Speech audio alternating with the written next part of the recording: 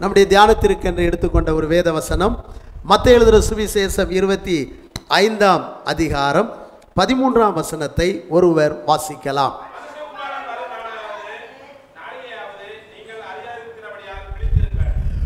மனுஷகுமாரன் வரும் நாளையாவது நாளிகையாவது நீங்கள் அறியாதிருக்கிறபடியால் விழித்திருங்கள் என்று ஒரு நல்ல வார்த்தையை ஆண்டவராகிய இயேசு கிறிஸ்துவே நமக்கு சொல்லியிருக்கின்றார். அல்லேலூயா. இயேசு கிறிஸ்து இந்த உலகத்திலே பிறந்தார். அது முதல் வருகை. பிறந்த இயேசு கிறிஸ்து 33 வருட காலங்கள் இந்த உலகத்திலே வாழ்ந்து வல்லமையான ஊழியங்களை செய்து மரித்து அடக்கம் பண்ணப்பட்டு உயிர் தெழுந்து சென்றவர். மறுபடியும் வருவேன் என்று அவர் நமக்கு வாக்கு உரைத்து விட்டு போயிருக்கிறார். அல்லேலூயா. அவருடைய முதல் வருகைக்கு நாம் எவ்வளவு முக்கியத்துவத்தை கொடுத்து அவரை மகிமைப்படுத்தி ஆராதிக்கிறோமோ அதே போல அவருடைய இரண்டாம் வருகைக்கும் நாம் அதிக முக்கியத்துவத்தை கொடுத்து ஆராதிக்க வேண்டியதும் எதிர்பார்ப்போடு இருக்க வேண்டியதும் அவசியமாக இருக்கின்றது. அல்லேலூயா. ஸ்தோத்திரம். ஆண்டவராகிய இயேசு கிறிஸ்து ஒரு இருண்ட உலகத்தில் ஒரு இருண்ட காலகட்டங்களில் தான் அவர் வருகிறார். மல்கியா தீர்க்க தரிசன புஸ்தகத்திற்கும் மத்தேயு எழுதின சுவிசேஷத்திற்கும் இடையிலே ஒரு வெள்ளை பேப்பர் இருக்கிறது. அந்த 2 புஸ்தகங்களுக்கும் பழைய ஏற்பாட்டுக்கும் புதிய ஏற்பாட்டுக்கும் மத்தியிலே 400 வருட காலங்கள் ஒரு இருண்ட காலம் என்று வேத பண்டிதர்கள் அதை குறித்து வைத்திருக்கிறார்கள். அந்த இருண்ட காலத்தில் அவனவன் தன் பார்வைக்கு நலமானபடி செய்து வந்தான். ராஜாக்கள் என்று பிரபலமாக இல்லை. எல்லா தீர்க்கதரிசிகள் ஆசாரியர்கள் வேதம் அந்த அளவுக்கு சிறப்பாக இல்லை. அடிக்கடி உற்சாகப்படுத்தி கொண்டிருக்கிற இந்த மாதிரி சபை கூட்டங்கள் ஆராதனைகள் அப்படிப்பட்டதான நிகழ்வுகள் எல்லாம் அன்றைக்கு இல்லை. இப்படிப்பட்ட ஒரு இருண்ட காலகட்டங்களிலே அங்கே ஒரு நல்ல குடும்பம் ஆண்டவருக்கென்று பயத்தோடு பக்தியோடு வாழ்ந்து கொண்டிருந்தார்கள். ஆசாரியர்கள் சிலர் இருந்தார்கள். ஒரு சில ஆசாரியர்கள் ரொம்ப பயபக்தி உள்ள ஆசாரியர்களும் இருந்தார்கள். ஏனோ தானோவென்று வாழ்கின்ற குடும்பங்களும் அந்த இருண்ட காலகட்டங்களிலே இருந்தார்கள். உலகம் போகிற போக்கிலே எல்லாருமே போய் கொண்டிருந்தார்கள். ஆனால் இயேசு கிறிஸ்து இந்த உலகத்திற்கு வர வேண்டும். ஆகையினாலே இவ்வளவு மோசமான உலகத்துக்கு நான் போவதா, இந்த உலகத்திலே போய் சந்திப்பதா ஜனங்களை, நான் போவதில்லை என்று இயேசு மறுக்கவில்லை. குமாரனும் பிதாவும் அவரை அனுப்பி வைக்க தயங்கவில்லை. அவர் பார்த்து கொண்டே இருந்தார். என் குமாரனை அனுப்பி வைப்பதற்கு ஒரு நல்ல குடும்பம் வேண்டும், ஒரு நல்ல சந்ததி வேண்டும் என்று எதிர்பார்த்து கொண்டே இருந்தார். ஹல்லேலூயா. அப்படிப்பட்ட அந்த இருண்ட உலகத்திலே மோசமான காலகட்டங்களிலே சரியாய் அடிக்கடி உற்சாகப்படுத்தி செயல்படுத்தக்கூடிய நல்ல ஆசாரியர்கள் நல்ல நிலைகள் எல்லாம் இல்லாத காலகட்டங்களிலே ஒரு குடும்பத்திற்காக ஒரு குடும்பத்தை தேவன் தமக்காக தெரிந்தெடுக்கிறார். அல்லேலூயா. அந்த குடும்பம் அற்புதமான குடும்பம். அந்த பெற்றோர் தன்னுடைய பிள்ளைகளை அற்புதமாக வளர்த்திருக்கிறார்கள். மோசமான உலகத்திலே ஒரு பெற்றோர் தன்னுடைய மகளை, மரியாள் என்ற மகளை அற்புதமாக பயத்தோடு, எல்லா பிள்ளைகளும் அப்படி தான் இருக்கிறாங்க, நீயே கேடு கெட்டு போ அப்படின்னு அவங்க பெற்றோர் விடலை. அல்லேலூயா. யோசேப்பை அவனுடைய பெற்றோர்கள் எல்லா பிள்ளைகளும் இந்த உலகத்தில் மோசமாக இருக்காங்க, நீயும் எப்படியும் போ, எக்கேடு கெட்டு போன எனக்கு என்ன அப்படின்னு அவங்க பெற்றோர் என்ன செய்யவில்லை, விடவில்லை. அந்த யோசேப்பை அவனுடைய பெற்றோர் ஒரு நீதிமானாக, அந்த மரியாளை அவனுடைய பெற்றோர் ஒரு பரிசுத்த பிள்ளையாய், ஜெபிக்கிற பிள்ளையாய், கிருபை பெறுகிற பிள்ளையாய், பயபக்தி உள்ள பிள்ளையாக வாலிப வயது வரைக்கும் அவர்களை கண்ணியமாய் கருத்தாய் ரொம்ப நேர்மையாக என்ன செஞ்சுருக்கிறாங்க, வளர்த்துருக்கிறாங்க. அவ்வளோ மோசமான உலகத்தில் அந்த இருண்ட காலகட்டங்களில் இப்படி ஒரு மேலான குடும்பம் என்ன செய்து இருக்கிறது, வளர்ந்துருக்கிறது. அல்லேலூயா. ஆச்சரியமாக இருக்கிறது. இன்றைக்கி உலகத்தில் எல்லா பிள்ளைகளும் கெட்டு போய் கிடக்கிறாங்க, ஏனோதானோன்னு இருக்கிறாங்க. என் பிள்ளை என்ன விதி விலக்கா, அது அப்படி தான் இருக்கும் அப்படின்னு சொல்லிக்கிட்டு இருக்கக்கூடாது. நீங்கள் அல்லேலூயா, அப்படி நாம் சொல்லிக்கிட்டு இருக்கக்கூடாது. என் பிள்ளை என்ன விதி விலக்கா, அதுவும் அப்படி தான் இருக்குது அப்படின்னு சொல்லணும். இல்லை, உங்கள் பிள்ளை ஒரு மரியாளை போல விசேஷமாய் வளர்க்கப்பட வேண்டும். உங்கள் மகன் ஒரு யோசேப்பை போல விசேஷமாய் வளர்க்கப்பட வேண்டும். யோசேப்பே நீ வேதாகமத்தை வாசி, யோசேப்பே நீ ஆலயத்துக்கு போ, யோசேப்பே நீ ஜெபம் பண்ணு, மரியாளே நீ ஆலயத்துக்கு போ, நீ ஜெபம் பண்ணு, நீ வேதம் வாசி என்று அந்த இருண்ட உலகத்திலே அவர்களை உற்சாகப்படுத்தி நல்வழியிலே நடத்தின ஒரு குடும்பம். அல்லேலூயா. இந்த பொல்லாத உலகத்திலே நான் பிறப்பதற்கு நான் தெரிந்தெடுத்த இந்த குடும்பம் இது சரியான ஒரு குடும்பம் என்று தேவன் அன்றைக்கு ஒரு குடும்பத்தை விசேஷமாக என்ன செஞ்சார்? தெரிந்தெடுத்து அந்த குடும்பத்தில் அவர் என்ன செய்தார்? தம்முடைய முதல் வருகையை வெளிப்படுத்தி அந்த குடும்பத்தில் அவர் பிறக்கிறார். ஹல்லேலூயா. அப்போ எவ்வளவு பக்திக்குரிய பிள்ளைகளாய் அந்த ரெண்டு குடும்பத்தாரும் வளர்த்தபடியினால் தேவன் அவர்களோடு கூட இடைப்படவும், தேவன் தம்முடைய திட்டங்களை எல்லாம் சொல்லும் போதும் செய்யும் போதும் அதை அவர்கள் ஏற்றுக்கொண்டு அதற்கு தங்களை ஒப்பு கொடுத்து எவ்வளவாய் கீழ்ப்படிந்து தேவ சித்தத்தை அந்த இருண்ட உலகத்தில், அந்த பொல்லாத மோசமான உலகத்தில் செய்வதற்கு அவர்கள் தங்களை அர்ப்பணித்திருக்கிறார்கள். அல்லேலூயா. அப்படியானால் இந்த உலகம் இன்னும் அநியாயம் செய்கிறவன் அநியாயம் செய்யட்டும், அசுத்தமாக இருக்கிறவன் அசுத்தமாக இருக்கட்டும், நீதி செய்கிறவன் நீதி செய்யட்டும், பரிசுத்தமாக இருக்கிறவன் பரிசுத்தமாக இருக்கட்டும், இதோ நான் சீக்கிரமாய் வருகிறேன். அல்லேலூயா. அப்படியானால் இனி அநீதி கொஞ்சம் குறைஞ்சிரும், பரிசுத்தம் ரொம்ப வந்துடும் அப்படின்னு இல்லை. ரெண்டுக்குமே ஒரு பூரணத்தை கர்த்தர் வைத்திருக்கிறார். அநீதிங்கிறது ஒரு பக்கத்தில் ரவுண்டாக பெருகிக்கிட்டே இருக்கும், ஏன்னா அதுவும் பெருகத்தான் வேண்டும். எமோரியருடைய அக்கிரமம் இன்னும் நிறைவாகவில்லை. எப்போ எமோரியருடைய அக்கிரமம் நிறைவாகிறதோ அப்பொழுதுதான் அந்த 400 வருஷம் முடியும். அப்பொழுது நான் ஜனங்களை, எகிப்திலிருந்து மக்களை என்ன செய்வேன்? விடுவிப்பேன் அப்படின்னு சொன்னார். இயேசு கிறிஸ்து பரிசேயர்கள், சதுசேயர்கள், பிரதான ஆசாரியர்கள், யூத மக்கள் மத்தியிலே பிரசங்கம் பண்ணும்போது கடிந்து கொண்டு பிரசங்கம் பண்ணார். சில நேரங்களில் உங்கள் பிதாக்களின் அக்கிரம அளவை நிரப்புங்கள். உங்கள் பிதாக்கள் தீர்க்கதரிசிகளை கொலை செய்தார்கள், நீங்கள் அந்த தீர்க்கதரிசிகளுக்கு என்ன கட்டுறீங்க? கல்லறையை கட்டி வெள்ளை அடிச்சுக்கிட்டு இருக்கிறீங்க. நீங்களும் இன்னும் சத்தியத்திற்குள்ளே வரல, நீதிக்கு வரல, என்னை பின்பற்ற வரல, நீங்கள் என்னுடைய பாதைக்கு நடக்க வரல, இன்னும் நீங்கள் அக்கிரமங்களை தான் செய்து கொண்டிருக்கிறீர்கள். அப்போ தேவன் அக்கிரமம் போதும் என்று அங்கே சொல்லவில்லை. உங்கள் அக்கிரம அளவு, ஒரு அக்கிரம அளவு இருக்கிறது இந்த உலகத்தில், ஒரு அநீதியின் அளவு, அதுவும் ஒரு பூரணத்துக்குள்ளே வருது. அதனால் பரிசுத்தம் குறைஞ்சிரும் அப்படிங்கிறது இல்லை, பரிசுத்தமும் பெருகி கொண்டே தான் இருக்கும். ஜெபம் பெருகி கொண்டே இருக்கும், துதி பெருகி கொண்டிருக்கும், ஆராதனை பெருகி கொண்டிருக்கும். ஆண்டவரை பாடுகிறவர்கள், துதிக்கிறவர்கள், ஜெபிக்கிறவர்கள், ஆலயத்துக்கு வருகிறவர்கள், சபைகள் எல்லாம் எழும்பிக் கொண்டே தான் இருக்கும். தேவ நாமமும் ஒரு பூரணத்தை அடைய வேண்டும். தேவனுடைய வல்லமையும் ஒரு பூரண சித்தத்தை நிறைவேற்றும் வரைக்கும் தேவன் பொறுமையாகவே இருப்பார். அல்லேலூயா. அன்றைக்கு அந்த முதல் வருகையிலே அந்த குடும்பத்திற்காக வந்த இயேசு கிறிஸ்து சில அடையாளங்களை எல்லாம் கொடுத்து தான் வந்தார். ஆமென். கன்னிகை கர்ப்பவதியாகிய ஒரு குமாரனை பெறுவாள், இது உங்களுக்கு அடையாளம். அல்லேலூயா. பிள்ளையை துணிகளில் சுற்றி முன்னிலையை கிடைத்திருக்க காண்பீர், இது ஒரு அடையாளம். பல அடையாளங்களோடு முதல் வருகை இருந்தது. இரண்டாவது வருகைக்கும் கர்த்தர் இரண்டாவதும் அவர் இனி வரப்போகிறது ஒரு குடும்பத்துக்காக தான் வர்றாரு. ஒரே குடும்பத்தை தான் வர்றாரு. அது எந்த குடும்பம்? சபை என்ற குடும்பத்துக்கு தான் வர்றாரு. அந்த யோசேப்பு, மரியாள் என்ற ஒரு குடும்பத்துக்கு வந்தவர். இந்த ரெண்டாவது வருகையில் நாட்டில் இருக்கிற எந்த குடும்பத்துக்கும் வரல, சபை என்ற ஒரே ஒரு குடும்பத்துக்காக அவர் ஃபர்ஸ்ட் ரகசிய வருகையில் வரப்போகிறார். அப்போ அந்த சபை என்ற குடும்பம் இன்னைக்கு எப்படி இருக்கணும் அப்படின்னு சொன்னால் விழிச்சிருக்கணும். அல்லேலூயா. சபை என்ற குடும்பத்திற்கு வருவதற்கு முன்னதாக அவர் சொல்லிவிட்டார், பிற அடையாளங்களையும் சொன்னார்.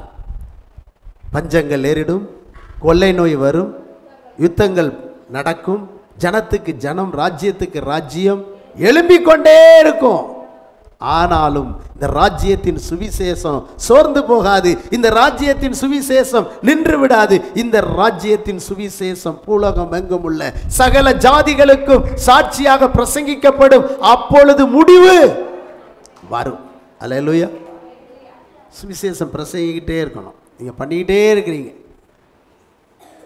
அவருடைய வருகைக்கு வழியை நம்ம என்ன செஞ்சுக்கிட்டே இருக்கிறோம்? ஆயத்தப்படுத்திக்கிட்டு இருக்கோம். முதல் வருகைக்கு யோவான் ஸ்நானகன் வழியை ஆயத்தம் பண்ணிக்கிட்டே இருந்தது போல அல்லேலூயா. அவர் வந்த பிறகுதான் அவனுடைய ஊழியம் முடிந்தது. அப்போ அவர் வரும் வரைக்கும் ஏதோ புறப்பட்டு போங்கள் அப்படின்னு சொன்ன தேவன், நான் வந்து விட்டேன் வாங்க அப்படின்னு கூப்பிடுற வரைக்கும் அந்த சுவிசேஷம் என்ன செய்துக்கிட்டு இருக்கோம்? போய்கொண்டே இருக்கும். சபை நடந்து கொண்டிருக்கும், ஆராதனை நடந்து கொண்டிருக்கும், தேவனை துதிக்கிற அனுபவங்கள் பெருகி கொண்டே தான் இருக்கும். ஹல்லேலூயா. அப்போ பிரியமானவர்களே, இந்த இரண்டாம் முதல் வருகையை சிந்தித்து கொண்டிருக்கிற இந்த காலகட்டத்திலே யோசிக்கிற நாம் ஆண்டவராகிய இயேசு கிறிஸ்துவினுடைய இரண்டாம் வருகையிலே செல்லுவதற்கு நாம் ஆயத்தப்பட வேண்டியது அவசியமாய் இருக்கிறது. ஹல்லேலூயா. அப்ப இந்த கடைசி காலத்திலே இந்த உலகம் மோசமான அநீதிகள், அக்கிரமங்கள், ஆபாசங்கள், அசுத்தங்கள் எல்லாம் பெருகி கொண்டு மலிந்து போய் கிடக்கிற இந்த உலகத்திலே பாவங்கள் ஒரு காலகட்டங்களில் எவ்வளவோ தூரத்திலே இருந்தது. ஆனால் இன்றைக்கு பாவம் எல்லாம் எப்படி இருக்குது? எபிரேயர் 12:1 சொன்ன மாதிரி வந்துட்டது. ஆகையால் மேகம் போன்ற இத்தனை திரளான சாட்சிகள் சூழ்ந்து கொண்டிருக்க, பாரமான யாவற்றையும் நம்மை சுற்றி நெருங்கி நிற்கிற பாவம் சுற்றி நெருங்கி நிற்குது. அல்லேலூயா. எல்லா பாவமும் நெருங்கி நிற்கிறது. அல்லேலூயா. எல்லா அசுத்தங்களும் நம்மளை நெருங்கி நிற்குது. இப்போ தான் பொல்லாத காலம், இப்போ தான் பயங்கரமான காலம். நம்மை சுற்றி நெருங்கி நிற்கிற பாவத்தை தள்ளிவிட்டு தள்ள வேண்டியது நம்முடைய வேலையாக இருக்குது. அல்லேலூயா. இப்போ புள்ள பாவத்தை தள்ள தான் செய்யணுமே தவிர, அந்த நேரத்தில் அந்த இடத்துல தான் இருக்கிறோமே தவிர பாவத்தை நம்ம அப்படியே இழுத்துக்கிடக்கூடாது. அது ஒட்டுது, அது என்ன நெருங்குது, நான் என்ன செய்வேன் அப்படின்லாம் சொல்லக்கூடாது. இப்போ தள்ளுகிற காலம். அல்லேலூயா. அந்த அளவு பாவங்கள், அக்கிரமங்கள், அசுத்தங்கள் இன்றைக்கு மக்களை நெருக்கி கொண்டிருக்கிறது. பவுல் சொல்லுகின்றார், அவைகளை நீங்கள் தள்ளிவிட்டு விசுவாசத்தை துவக்குகிறவர் முடிக்கிறவருமாகிய இயேசு கிறிஸ்துவை நோக்கி நியமித்திருக்கிற ஓட்டத்தில் எப்படி ஓடணும்? பொறுமையோடு ஓட வேண்டும். அல்லேலூயா. அப்ப இயேசுவை நாம் இன்றைக்கு நமக்கு முன்னாலே வைத்து அவரை பின்பற்றி ஓடுகின்ற ஒரு நல்ல ஓட்டம் நமக்கு தேவையா இருக்கிறது. அல்லேலூயா. அப்ப இரண்டாம் வருகையை எதிர்நோக்கி இருக்கிறதான நாம் எப்போதுமே எப்படி இருக்கணும்? விழித்திருக்க வேண்டும். நான் வாசித்த அந்த வசனத்தின் மேலே உள்ள பகுதியை பாருங்க. பரலோக ராஜ்யம் தங்கள் தீவெட்டிகளை பிடித்து கொண்டு மணவாளனுக்கு எதிர்கொண்டு போகிற 10 கன்னிகைகளுக்கு ஒப்பாயிருக்கு. 10 பேரும் கன்னிகைகள் ஆசீர்வதிக்கப்பட்டவங்க. அதில் பார்த்தீங்கன்னு சொன்னார், 2ஆம் வசனம் சொல்லுது, அவர்களில் 5 பேர் புத்தி உள்ளவர்களும் 5 பேர் இல்லாதவர்களுமாய் இருந்தார்கள். அல்லேலூயா. சோத்திரம். பாருங்க, புத்தி உள்ளவர்கள், புத்தி இல்லாதவர்கள் எப்படி நடப்பார்கள் அப்படின்னு சொன்னால், புத்தி இல்லாதவர்கள் எப்படி நடப்பாங்க, புத்தி உள்ளவர்கள் எப்படி நடப்பாங்க அப்படிங்கிறதுக்கு மத்தேயு 7ஆம் அதிகாரம் 24 நம்ம வாசிக்கிறோம். 7, 23, 24 வாசிக்கிறோம். 24 கூட வாசிங்களேன். ஆகையால் நான் சொல்லிய இந்த வார்த்தைகளை கேட்டு இவைகளின்படி செய்கிறவன் எவனோ அவனை கண்மலையின் மேல் தன் வீட்டை கட்டின புத்தி உள்ள மனுஷனுக்கு. பார்த்தீங்களா? சொன்ன வார்த்தையை கேட்டு செய்கிறவங்க புத்தி உள்ளவங்க. கேட்டும் செய்யாதவர்கள் புத்தி இல்லாதவர்கள். அப்படின்னா கேட்டு செய்யாதவர்கள் ஏன்னா அவங்க மனசில் என்ன நினச்சிருக்கிறாங்களோ அதுபடியே செய்வாங்க. பிரசங்கத்தை கேட்பாங்க, ஆனால் அவங்க மனசில் என்ன நினச்சிருக்காங்களோ அதான் செய்வாங்க.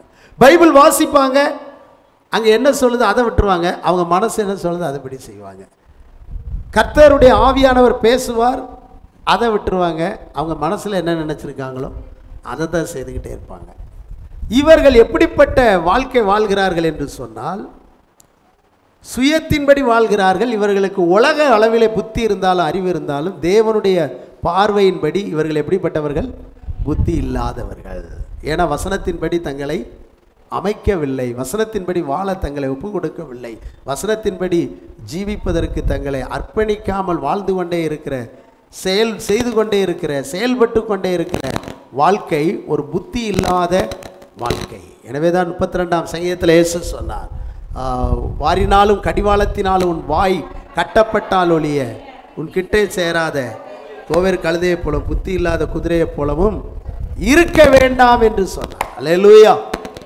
அப்படியானால் கர்த்தருடைய வார்த்தை என்ன சொல்லுகிறதோ அதன்படியே செய்கின்றவர்கள் யார் அப்படின்னா புத்தி உள்ளவர்கள். பைபிளை வாசித்து பார்த்து அது என்ன சொல்லுது? ஒரு வேலையை குறித்து, குடும்பத்தை குறித்து, வாழ்க்கையை குறித்து, ஊழியத்தை குறித்து அதன்படியே நாம் செய்யும் பொழுது புத்தி உள்ளவர்களாய் மாறுகிறோம். அப்படியானால் இவர்கள் வசனத்தின்படி செய்யாதவர்களாய் இருந்தபடியினாலே இவர்கள் தங்களுடைய வாழ்க்கையிலே எப்படிப்பட்டவர்களாக இருந்தார்கள் என்றால் மதியை இழந்து போய்விட்டார்கள். மதியை என்ன செஞ்சிட்டாங்க? இழந்துட்டாங்க. நாம் மதியை என்ன செய்து விடக்கூடாது? இழந்து விடக்கூடாது. அல்லேலூயா, ஸ்தோத்திரம். மதி இழந்து விடக்கூடாது. அப்போ இந்த இடத்துல அவர்கள் புத்தி இல்லாமல் இருந்தார்கள். ஆனால் வேதத்தில் நீங்கள் வாசித்து பார்த்தீங்கன்னா லூக்கா 16:8 வாசிக்கிறோம். அநீதியுள்ள உக்கிரானக்காரன் புத்தியாய் செய்தான் என்று அவன் எஜமான் கண்டவனை மெச்சிக்கொண்டான். இவ்விதமாய் ஒளியின் பிள்ளைகளை பார்க்கிலும் பிரபஞ்சத்தின் பிள்ளைகள் தங்கள் சந்ததியில் அதிக புத்திமான்களாக இருக்கிறார்கள். உலகத்தின் மக்கள் கூட ரொம்ப புத்திமானாக இருந்து எப்படி நம்ம நடக்கணும், எப்படி ஜீவிக்கணும் அப்படிங்கிறதெல்லாம் அவர்கள் புத்திமானாய் நடக்கிறார்கள் அந்த உலக சூழலிலே. ஆனால் நமக்கு வேதமும் கற்றுக் கொடுத்து நமக்கு ஆண்டவர் நம்மோடு பேசியும் நாம் அதன்படி நடக்காமல் இருப்போம் என்று சொன்னால் உலக மனிதர்களை விட நாம் பரிதபிக்கக்கூடியவர்களாக, அவர்களை விட மோசமான ஒரு சூழ்நிலைக்குள்ளே கடந்து போய் விடுகிறோம். அப்படியானால் புத்தி உள்ளவர்கள் என்று சொன்னால் கர்த்தர் என்ன சொல்லுகிறாரோ அதன்படியே செய்கின்றவர்கள் தான் புத்தி இல்லாது. அப்படியானால் இவர்கள் வார்த்தையையும் வசனத்தையும் விட்டு விட்டவர்களாயிருக்கிறார்கள். எனவே இவர்கள் வாழ்க்கையிலே ஆண்டவரை மணவாளனை சந்திப்பதற்கு முடியாத ஒரு நிலைக்குள்ளே முதல்ல அவங்க வந்துட்டாங்க. அப்படியானால் இன்றைக்கு ஒப்பு கொடுக்கணும். எல்லாம் ஜெபம் பண்ணுவோம். ஆண்டவரே, உம்முடைய வார்த்தையின்படி செய்ய என்னை பலப்படுத்தும்.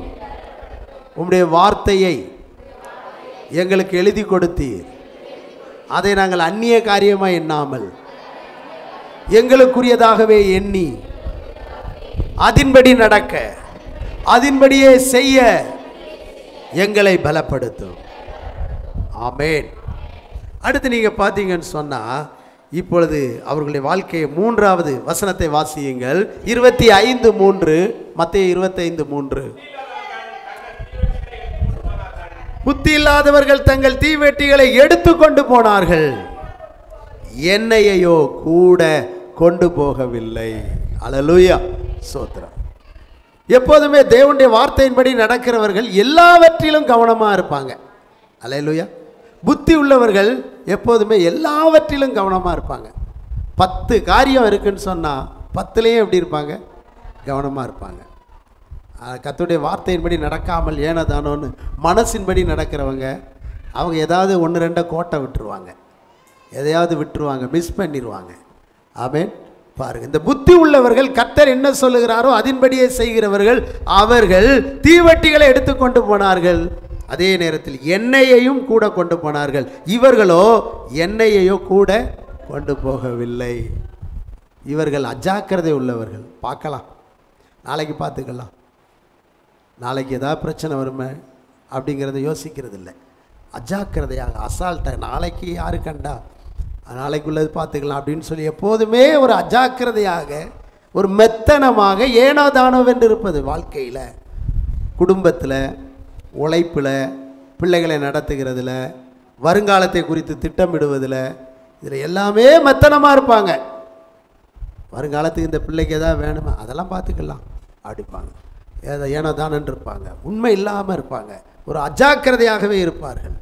இவர்கள் பாருங்கள், புத்தி இல்லாததினாலே இவர்கள் எண்ணெயையோ கூட என்ன செய்யவில்லை? கொண்டு போகவில்லை. எவ்வளோ ஒரு சோம்பேறித்தனமாக அல்லது எவ்வளோ ஒரு நிர்விசாரமாக மணவாளனை குறித்த ஒரு மணவாளனுக்கு என்னெல்லாம் ஆயத்தமாக நம்ம கொண்டு போகணும், எதெல்லாம் தகுதியாக இருக்கணும், நமக்கு எவ்வளவு ஆயத்தம் தேவை என்பதை இவர்கள் அறியாமல் இருந்தார்கள். அல்லேலூயா. நாம் ஒன்றிலே ஆயத்தமாக இருந்து கிறிஸ்மஸ் கொண்டாடுறோம், ஆண்டவருடைய அதை மட்டுமே சிந்தித்து 2ஆம் வருகையை பற்றி, அதை பற்றி ஒரு விழிப்பு, அதை பற்றி ஒரு சிந்தனை இல்லாமல் இருக்கிற ஒரு சூழலுக்குள்ளே போயிடக்கூடாது. அல்லேலூயா. இப்போ ஆண்டவருடைய வருகையை குறித்த சிந்தனை, எண்ணங்கள் நமக்குள்ளே என்ன செய்ய வேண்டும்? வர வேண்டும். அல்லேலூயா. நாம் இன்றைக்கு பிரகாசித்து கொண்டே இருக்கிற ஒரு அனுபவம் நமக்கு தேவை. அப்படியானால் எண்ணெயை கூட கொண்டு போகவில்லை. இவர்கள் பிரகாசம் எவ்வளவு நேரம் தான் இருக்கும்? இருக்கிற எண்ணெயை வச்சு இருக்கிற வரைக்கும் தான் இருக்கும். அல்லேலூயா. ஆனால் 4ஆம் வசனம் சொல்லுது, புத்தி உள்ளவர்களோ தங்கள் தீவெட்டிகளோடு கூட தங்கள் பாத்திரங்களிலே எண்ணெயை கொண்டு போனாங்க. தங்கள் ஏனத்தில் எண்ணெய் கொண்டு போனாங்க. தங்களுடைய பாத்திரத்தில் எண்ணெயை அவர்கள் என்ன செய்தார்கள்? கொண்டு போனார்கள். அவங்க ரொம்ப ஆயத்தமாக இருக்கிறாங்க. நம்முடைய பிரகாசம் குறைஞ்சிடவே கூடாது. மேலும் எவ்வளவு நேரம் நம்ம பிரகாசிக்கணும், எவ்வளவு நேரம் இந்த விளக்கு எரியணும், மணவாளன் எப்போ வருவார், எப்போ அவரை சந்திப்போம் அப்படிங்கிறதுலாம் அவங்களுக்கு என்ன செய்யாது? தெரியாது. ஆகையினாலே அவர்கள் எண்ணெயையும் தங்களோடு கூட கொண்டு போகிறார்கள். இன்றைக்கு நம்முடைய வாழ்க்கையில் தேவனுடைய வார்த்தையை கேட்பது ஞானம், புத்தி, பரிசுத்த ஆவியினாலே நிரப்பப்பட்டு கொண்டே இருப்பது தான் இரண்டாவது ஞானம். அல்லேலூயா, ஸ்தோத்திரம். இன்றைக்கு நாம் நிறைந்திருக்கிற அனுபவம் ஒன்று, குறைந்திருக்கிற அனுபவம் வேறொன்று. நாமோ நிறைந்திருக்கிற அனுபவத்திலே இருக்கக்கூடாது, குறைந்திருக்கிற அனுபவத்தில் இருக்கக்கூடாது. எந்த அனுபவத்தில் இருக்கணும் தெரியுமா? நம்மளை சுற்றி இருக்கிறதான பாத்திரங்கள் இருக்கு, அதையெல்லாம் நிரப்புகிற அனுபவத்திலே. அப்படியானால் வழிகின்ற ஒரு அனுபவத்திலே நாம் இருக்க வேண்டியது அவசியமாக இருக்கிறது. இன்றைக்கு உங்களை நம்பி எத்தனையோ பாத்திரங்கள் இருக்கிறது. அந்த தீர்க்கதரிசியின் மனைவி ஒரே குடத்தை வைத்துவிட்டு நிறைய பாத்திரங்களை கொண்டு வந்து விட்டாள். ஆமென். இப்போ அத்தனை பாத்திரங்களையும் வெறுமையாக அனுப்பினால் அந்த பாத்திரத்தை கொடுத்தவர்கள் எல்லாம் துக்கப்படுவார்கள். அந்த பாத்திரம் வெட்கப்படும், அந்த பாத்திரம் குறைவுள்ள பாத்திரங்களாக மாறிவிடும். அப்படியானால் இன்றைக்கு பரிசுத்த ஆவியானவருடைய அந்த நிறைவு நமக்கு, அன்றைக்கோ நாம் ஒரு நாள் நிறைந்தோம் பெருகினோம் என்று அல்லாமல் அனுதினமும் ஜபத்தில் நிலைத்திருப்போம், அபிஷேக எண்ணெயால் நிரம்பிடுவோம். அனுதினமும் ஜபத்தில் விழித்திருப்போம், அபிஷேக எண்ணெயால் நிரம்பிடுவோம். ராஜா வருகிறார், ஆயத்தமாவோம்.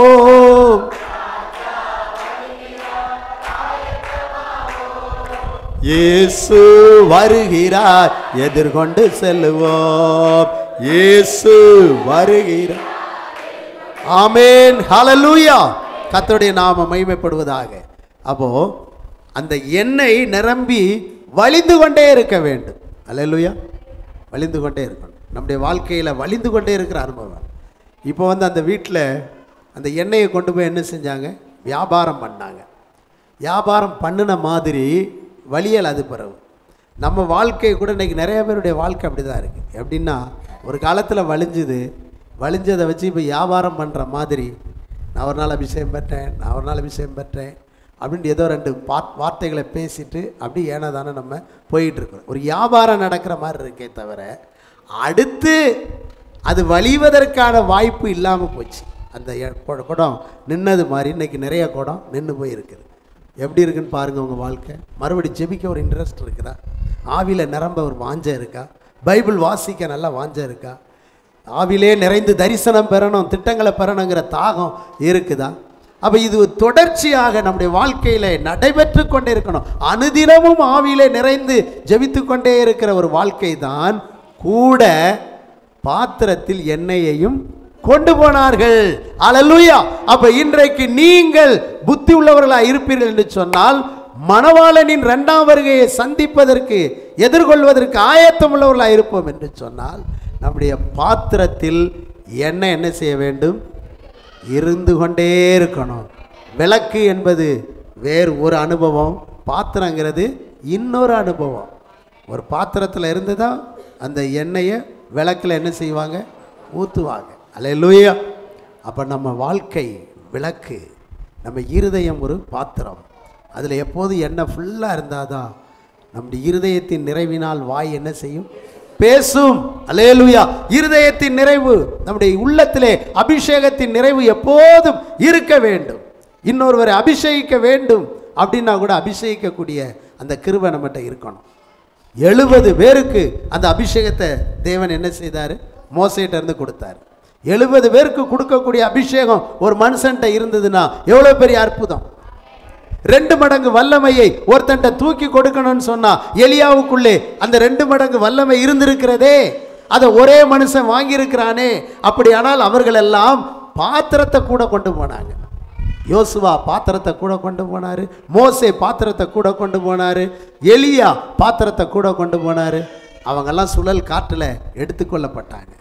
ஏன்னா பாத்திரத்தை கூட கொண்டு போனாங்க. அபிஷேகம் அடிஷனாக ஆட் பண்ணி வச்சுருந்தாங்க, இன்னும் இருந்துச்சு. அல்லேலூயா. அப்போ அந்த அனுபவம் நமக்கு தேவை. இப்பொழுது நடந்தது என்ன? மணவாளன் வர தாமதித்த போது எல்லாருமே தூங்கிட்டாங்க. விழித்திருங்கள்னு சொல்லியிருக்குது, ஆனால் எல்லாருமே தூங்கிட்டாங்க. இது உலக பிரகாரமான தூக்கம். இதில் ஒன்றும் தப்பு கிடையாது. நல்லா 8 மணி நேரம் தூங்கணும். ஆனால் இங்கே சர்ச்சில் வந்து தூங்கக்கூடாது. அல்லேலூயா. வீட்டில் 8 மணி நேரம் நீங்கள் தூங்கணும். பிரசங்கம் கேட்கும்போது தூங்கக்கூடாது, பாடும்போது தூங்கக்கூடாது. நீங்கள் வீட்டில் எவ்வளோ நேரம்னாலும் தூங்குங்க. அல்லேலூயா. மனிதனுக்கு தூக்கம் அவசியம். எல்லாருமே தூங்கினாங்க. புத்தி உள்ளவங்களும் தூங்கினாங்க, புத்தி இல்லாதவங்களும். அதெல்லாம் தப்பே கிடையாது. அல்லேலூயா. ஜெபிக்காமலே இருக்கக்கூடாது, அதுதான் தூங்கிடுறோம். வேதம் வாசிக்காமலே இருக்கக்கூடாது, அதுதான் தூங்கிடுறோம். சபைக்கே இப்போ வர்றது இல்லை, தூங்கிட்டோம். இப்போ உபவாசிக்கிறதே இல்லை, தூங்கிட்டோம். இப்போ ஆண்டவர் அதிகமாக தேடுறதே இல்லை, தூங்கிட்டோம். இந்த நேரத்தை தான் எதிரி பயன்படுத்துகிறான். களையை கொண்டு போய் என்ன செஞ்சிடறான்? விதைச்சிட்டு வந்துடுறான்.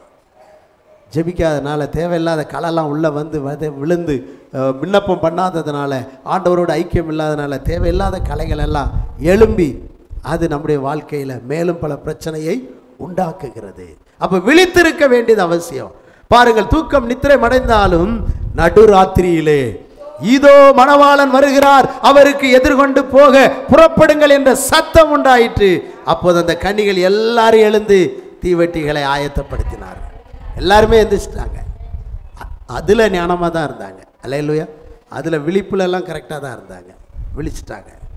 ஆனால் என்ன நடந்தது? புத்தி உள்ளவர்கள் புத்தி இல்லாதவர்களை நோக்கி, புத்தி உள்ளவர்களை நோக்கி, உங்கள் எண்ணெயில் எங்களுக்கு கொஞ்சம் கொடுங்கள், எங்கள் தீவெட்டிகள் அணைந்து போகிறதே என்றார்கள். அவங்க நல்லா தெரிஞ்சது, எண்ணெய் இல்லாததுனால தான் இந்த தீவெட்டி என்ன செய்து. அதுக்கெல்லாம் புத்தி இருந்துச்சு. அல்லேலூயா. ஞானமாக யோசிக்கிறாங்க. ஆனால் பாத்திரத்தை கொண்டு போகலை. அப்போ எண்ணெய் இல்லைன்னா அணைஞ்சு போகுங்கிறது முந்தியே தெரியலை. பிந்தி தான் சிலர் பட்டாதான் தெரியும், சிலருக்கெல்லாம் பட்டாதான் தெரியும், படாத வரைக்கும் தெரியாதுப்பாங்க. பார்த்தீங்களா? அல்லேலூயா. அப்போ இவர்களுக்கு முந்தியே தெரிந்திருக்க வேண்டும். அப்போ தெரியவில்லை. அப்போ அவர்கள் புத்தி உள்ளவர்கள் ஞானமாக சொன்னாங்க, எங்களிடத்தில் இருக்கிறது உங்களுக்கு கொடுத்தா உங்களுக்கும் எங்களுக்கும் போதாது, உங்களுக்கு வேண்டுமென்றால் நீங்கள் விற்கிறவரிடத்தில் போய் வாங்கி கொள்ளுங்கள் என்று அவர்கள் ஞானமாய் பதிலளித்தார்கள். பிரியமானவர்களே, நாம் நாட்களை காலத்தை தவற விட்டு விட்டோம் என்று சொன்னால் எங்கேயும் போய் எதையும் வாங்க முடியாது. எங்கேயாவது வசனம் கிடைக்குமான்னு தேடுகிற ஒரு காலம் வந்துச்சுன்னா கிடைக்காத ஒரு காலம் வரப்போகுது, பஞ்ச காலம் வரப்போகுது.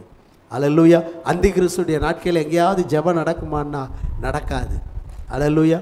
காலங்கள் உள்ள போது தேவன் நமக்கு தருகிற காலங்களை நேரங்களை பயன்படுத்தும் போதுதான் நாம் ஆவியிலே பலப்பட்டு கொண்டே இருப்போம், வளர்ந்து கொண்டே இருப்போம். அப்போ அவர்கள் வாங்க போன போது, அல்லேலூயா, ஆமாம், அவசரமாக மணவாளனை சந்தித்து அந்த அறைக்குள்ளே போயிடணும் அப்படின்னு சொன்னால் தீவெட்டி இல்லாமல் உள்ளே விட மாட்டாங்க.